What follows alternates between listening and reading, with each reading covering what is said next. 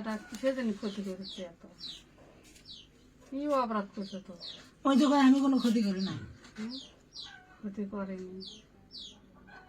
আর এই বিষটা ইয়ে করে খেয়েছে, ক্ষতি করেছে না। কি করেছে ওই হ্যাঁ অসুখের জন্য একটা আছে। হ্যাঁ আচ্ছা, বুঝতে পারছি, আমি সব সমস্যার সমাধান বুঝতে পারছি। আর দ্বিতীয়ত, আমি না ডাকা পর্যন্ত তুই কখনো এই রুগীর কোহিনুরের শরীরত আসার চেষ্টা করবো না। চেষ্টা করলে কিন্তু তোর খবর আছে। দেখেন তো আমার ভালো হবে নাকি আমার ধরা পলাশ করে ডাকবো, তুই 3 বার ডাকলে চলে আসবো। তুই নাইকেলি করার চেষ্টা করিস তাহলে কিন্তু বুঝিস না আল্লাহর কালাম কিন্তু তোকে 80 মাইল ব্যাগ সেন্সরে লিখবে এটি। বললে কিন্তু ওর কাছে কিন্তু ওরা আল্লাহর কাছে কিন্তু সৃষ্টিকর্তার কাছে কিন্তু কবরেজি খাটে না, বুঝিস নি?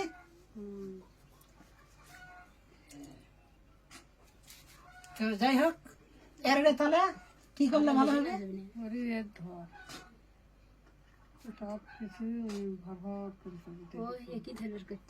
এর কাছে জিন আছে, হ্যাঁ ওরই তুই না কিছুক্ষণ আগে বলু নাই ওরই কাছে আলো। ওর কাছে এলো। আচ্ছা, আসলাম।